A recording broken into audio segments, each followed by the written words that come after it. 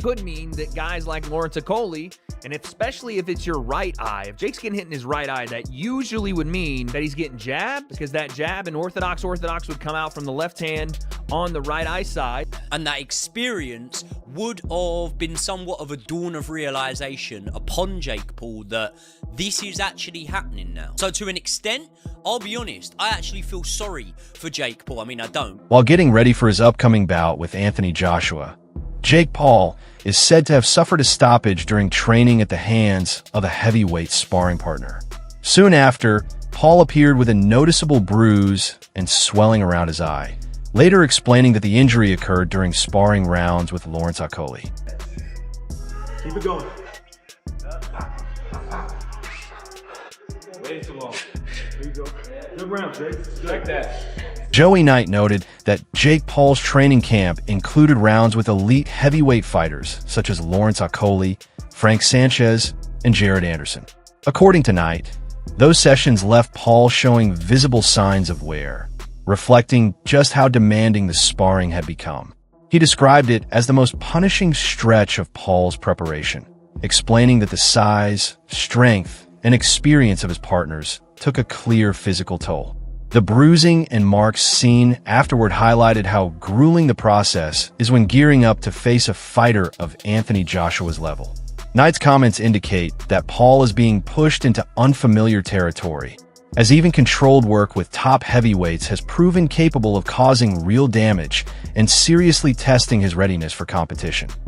Ranked Lawrence Okoli. That is who Jake Paul has been sparring with over these past few weeks. In trouble finding Hussein Mohammed early on. And a lot of you guys will know this because Jake Paul showed the bruises and marks on his face and said that it was Lawrence Okoli that had done that. And faces don't necessarily tell you how a spar went. Some guy can have blood all over him, he can have a busted up nose, but he still won the rounds in sparring. But I can only imagine that this week has been a very, very humbling experience for Jake Paul. In fact, the past few weeks will have been eye-opening for Jake Paul. A past few weeks where he has sparred the likes of Lawrence Okoli, of Jared Anderson, and of Frank Sanchez as well. And being that I have seen Jake Paul go life and death with Tommy Fury, you can guarantee you that Okoli, that Anderson, and that Frank Sanchez have basically manhandled Jake Paul in there. And that experience would have been somewhat of a dawn of realization upon Jake Paul that this is actually happening now. So to an extent, I'll be honest, I actually feel sorry for Jake Paul. I mean, I don't, because then I remember the 70-odd million that he's reported to be earning at the end of this fight. But you can't deny, right, that in a world where these almost fantasy fights and whatnot are making such a shitload of cash, that Jake Paul's probably being paid in line for this fight, actually. And the reason I say he's being paid in line is because I really don't think it takes a genius to work out where I'm going with my prediction for this fight. And that is obviously, no, in fact, drum roll, please.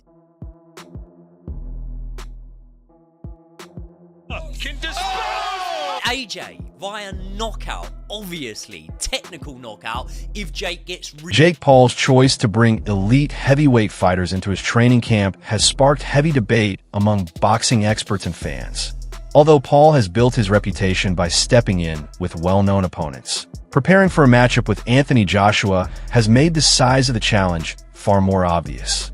Footage from training shows Paul absorbing serious power from his sparring partners, revealing flaws that were not visible in earlier fights. Veteran analyst Wade suggests these sessions have exposed a major weakness, noting reports that Paul was dropped during practice. According to Wade, Paul appears to struggle with the strength and punching force of seasoned heavyweights, raising doubts about whether his confidence truly matches his readiness to face a former heavyweight champion like Joshua. Question is, which one of those two things is happening? And question is, how is it going down? Because what we know about Anthony Joshua is that he has a nasty lead hook, and he's going to have a reach advantage on Jake, just like Lawrence Okoli does in the gym, which is why Jake has brought him in. So that jab's going to be effective. That lead hand of AJ is going to be effective. How does Jake maneuver around that? And again, you can look at this a couple of ways. One, okay, you get hit with it in camp, so you don't get hit with it in the fight, which is why you bring these heavyweights in. It's why you bring Jared Anderson, Lawrence Okolie, Frank Sanchez in. Or two, there's a massive flaw in what Jake's doing, that he's continually getting hit with this, and the indication that he's getting hit by Okolie means he's going to get hit the same way with Anthony Joshua. I tend to believe a little bit of both, right? You do this so that it doesn't happen, but also how much can Jake really learn and to avoid something that's coming out with the jab or with the lead hook, or just, again, the distance control and the range of a guy like Okolie and a guy like AJ. Footage from Jake Paul's training camp suggests he has taken consistent shots to the chin from heavyweight sparring partners, with visible signs of where reflecting the punishment involved. Working with fighters like Lawrence Okolie has pushed him into a level of intensity he has never faced before. Analysts observing these sessions point out that the size, strength, and skill of his training partners are highlighting gaps in Paul's defensive ability and overall durability. 4'6", he isn't 250 pounds. He's not a natural heavyweight. And you can say that's an advantage to Jake. He's going to be able to move around a little bit. Again, we'll talk about his feet in a second. But it's more, to me, the fact that what we're not seeing is the biggest weakness of Jake's, on top of the fact that he's gotten an eye smashed up in sparring. They said Frank Sanchez made his nose look like a crescent moon. We'll get to that in a second. Lawrence Okolie is giving him a freaking shiner in sparring. So again, you could say that's great work from Jake to be able to have these high-level guys come in, but you also have to admit that he's getting hit, and he's getting hit a lot by guys that aren't Anthony Joshua in terms of their skill and ability, or at least not at the highest level that AJ has been to. So, but we brought in world champion heavyweight sparring partners, guys who are 270 pounds, 250 pounds. You know, sparring them, you know, has been insane. I still got the remnants of I see you taking a little shot there. I like that you're taking those shots. Analyst Castillo speaks candidly about Jake Paul's upcoming clash with Anthony Joshua, describing it as a daunting challenge. He points out that even with intense sparring against top heavyweights, Paul's ability to withstand Joshua's knockout power is highly questionable. According to Castillo, surviving just 3 rounds would already be a notable accomplishment. The broader message is clear. While training with elite heavyweights can offer valuable experience, it cannot fully replicate the sustained skill, strength, and pressure of facing a former world champion. The contrast between influencer boxing, carefully selected opponents, and a true world-class heavyweight fight remains enormous. I think it could go, honestly speaking, if Jake can last 3 rounds, in a way he's kind of won a mental victory, because I'll be real, I think everybody's expecting AJ to come there and blast them out in 1 round. But I think a moral victory would be if Jake just lands 1 stun punch on him. That'd be good enough for him. But kudos to Jake Paul for even doing this, because honestly speaking, like, I'm not gonna lie to you, one of the greatest moments that I've witnessed in boxing history, and I know Jake Paul is obviously an influencer, and I'm a boxing fan, like I love boxing. So this is a bit weird to say that this is quite a huge moment, but just when he came out last year and he came out of his brother and he came out on a low rider, I got goosebumps, because in that moment I said to myself, how can anybody watch this and not feel like dreams can't come true? He must even surprise himself looking at that and think to himself, how on earth am I even here fighting Mike Tyson? And one more thing, even with speaking of that, I give him a lot of respect for not knocking out Mike Tyson, because he could have. And so I respect him for that. So against AJ, and for AJ as well, like AJ gets a lot of flack, but at the same time, I think AJ's he's like about 35, 36, 37 right now. He doesn't really have anything else to prove right now, so why not cash out of a big fight against... Simon Jordan, together with the TalkSport host, has highlighted the sheer knockout power of Anthony Joshua, emphasizing how it significantly raises the stakes for Jake Paul. The upcoming fight increasingly resembles a legitimate and dangerous contest rather than just an exhibition. Analysts stress that Joshua's ability to end a fight with a single punch isn't theoretical. It comes from his experience as a former heavyweight champion, combining precise timing, refined technique, and immense power. While every sparring session Paul takes with heavyweights is intended to prepare him for such high-risk moments, experts note that there is a clear difference between controlled training and facing a professional heavyweight at full intensity in the ring. Yet. And having Anthony Joshua in front of you, I really hope it doesn't go to that end, but it's a very, very dangerous fight. You actually just said that if the fight goes ahead, do you believe then that this fight won't go ahead? Because there's many people that do. I mean, I think it goes ahead, but I mean, I don't know what Jake Paul is thinking, to be honest, because you're talking about someone that is 2 times heavyweight champion of the world. Is someone that actually have got a one-punch knockout power. He understands range, he understands positioning, he understands how to set you up. He's a bigger man, he's a stronger man. I don't know where, for me, yes, I'm thinking the worst, but I want to be positive, and I really hope that both of them goes home safe with plenty of money. But looking statistically and the professionalism of the sport, I don't see the fight going past 2 rounds. Well, interestingly, when we're recording this show, it's been announced, and it'll come after, our show will come out afterwards, that Jake Paul was doing an announcement this afternoon at, I think, something like 2 o'clock our time. So who knows what that's likely to be. Interestingly, I spoke to Eddie Hearn when the fight was first announced to try and get the take of what this really was. And his belief, Eddie's belief, and whether you subscribe to Eddie's views on this, is that he genuinely believes that Jake Paul doesn't know what he's walking into, doesn't seem to have a regard for what he's walking into, is slightly deluded about it, thinks that Anthony's a bit chinny, and thinks he has a chance in this fight. Now, I don't know about you boys, but unless you've lived under a stone, you know that Anthony Joshua can punch. The only debate about Anthony Joshua is not the physicality of Anthony Joshua, it's the psychology of him. There's going to be no psychological damage to Anthony Joshua when he walks in against Jake Paul. This has jeopardy written all over it, doesn't it? I think from Jake Paul's side, I think For Jake Paul, physically. Yeah, I think that Jake Paul, though, is actually deluded enough to believe that if he gets inside, that he's got. Is he? He must be, Simon. Otherwise, the fight wouldn't be going ahead. He truly believes that he's. David Hay offers insight into Jake Paul's mindset, suggesting that the influencer might be relying on strategies that worked in his past fights. Hay points out that expecting Paul to win would require imagining highly unlikely scenarios, such as a decision where the skill gap is overlooked. While analysts describe Paul's choice to spar with elite heavyweights as both daring and necessary, they also warn that these sessions highlight the stark gap between training and reality.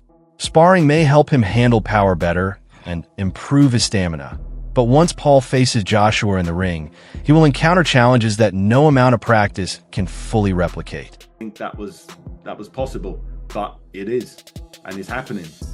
And my initial thoughts were, Anthony's just going to blast him out as soon as he hits him. He's going to just punch his head in and knock him out. That was my initial thoughts.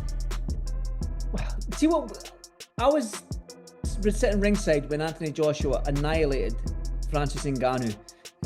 Now, Ngannou's not a boxer, but he is a fighter. He's a big lump. He knows what it takes to take punches. He was a lot more than that going into the fight with Anthony Joshua. He'd just beaten, on my opinion, and knocked down Tyson Fury, who was the champion at the time. So I don't think that fight is a close representation of what Jake Paul brings to the table, because Anthony Joshua was going into that fight against someone who looked like they just beat Tyson Fury. So although on paper Ngannou didn't have any credentials in boxing, he had the physicality, the size, the strength, and all of that cage fighting background to somehow put together an amazing 10 rounds with Tyson Fury and lose a close fight. So Anthony Joshua went into the Ngannou fight on his best form. He went into there with that fear factor where he didn't want the performance Tyson Fury had. He wanted to really impress. So he obviously tuned right in for that fight, and the results were clear to see. Is Anthony Joshua going to go into this fight with Jake Paul with the same mindset after seeing him beat on points a 58-year-old Mike Tyson? My opinion is no. I think he feels zero fear in this fight. He's in a unique situation where he's going into a boxing ring with someone he doesn't believe. Boxing isn't simply about taking a punch. It's about reacting strategically while under constant pressure. Every sparring session with a heavyweight is meant to sharpen timing, reflexes, and confidence. Yet the sheer strength and skill of a fighter like Anthony Joshua present dangers that go well beyond anything Jake Paul has encountered in his career. I know they're getting a lot of money to be there, and it's easy work. But what is in that for Lawrence Okoli, Frank Sanchez, and Jared Anderson? Easy money. I don't know how much he'll be paying sparring partners. I assume to get those caliber of sparring partners in, it's got to be big money. Lawrence Okoli's got a fight coming up. If you're Joe Gallagher, are you go spar Jake Paul? Is that going to help you?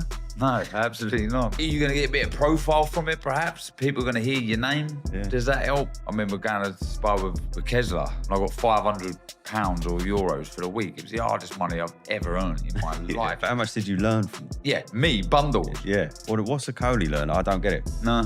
I mean, I do get it, the money. But when you got a fight coming up, I'm thinking, really? Are you going to get anything out of that sparring that's going to help you in your fight? Maybe you are. Maybe I'm just completely diminishing Jake Paul's ability, but I'm struggling. I really am. Fair play to Jake Paul. I mean... And you're right, there's a bit of a conflict there, because Joshua used to manage him. Yeah, it was through 258, right? Yeah. But surely they're smashing him to pieces.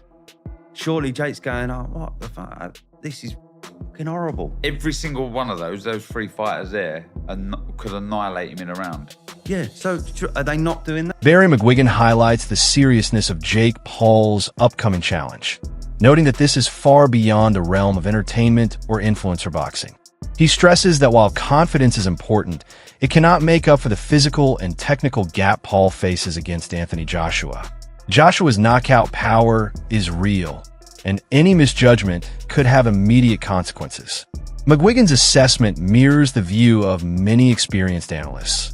While Paul's rise in social media and celebrity boxing is impressive, going up against a genuine heavyweight champion is an entirely different level of challenge. And you got Brian Norman Jr. all in the 154-pound category. So it's a tough division. So it wouldn't at all surprise me if he's unable to win a world title because the opposition is good. But maybe if he boiled down to 147 again, he would have a better chance. Last thing I want to ask you about, Barry, is the big news regarding Anthony Joshua and Jake Paul. One of the biggest quotes, two of the quotes that stuck out to me was that David Hayes said that fight could be Jake Paul's last day on earth. And I think Gareth A. Davis has described it as a freak show. Some people are saying, AJ's grabbing the bag. There's nothing wrong with that because anybody else, if they got offered that kind of money, they would do it. So, and some people are suggesting he might damage his legacy. Where do you sit with the decision of him taking that fight? And it's a professional late-round fight as well. Yes, it's a highly dangerous fight for Jake Paul. I don't know what he's doing unless they have done some sort of caveat or some sort of agreement that he says he's going to go easy on him or he's not going to go flat out. But I've been tossing this up and down in my mind and trying to figure how in under God when he had agreed to fight someone like Tank Davis, who is several divisions below him. That's more like what Jake Paul does, and then he goes from there to fighting Anthony Joshua. I mean, just look at what happened to Francis Ngannou, who's a big, athletic, tough guy and had gone 12 rounds with Tyson Fury and given him a real ding-dong, and then he gets absolutely obliterated in a round and a half against Joshua. That shows you, despite the fact that he's been knocked out since by Daniel Dubois, who could knock out anybody, by the way, in any weight division or in any era of the heavyweight division. He's such a powerful guy; he could knock anybody out if he hits them properly. But it just seems utter madness. And that wraps up today's video. Make sure to stay tuned for more updates, and we'll see you next time.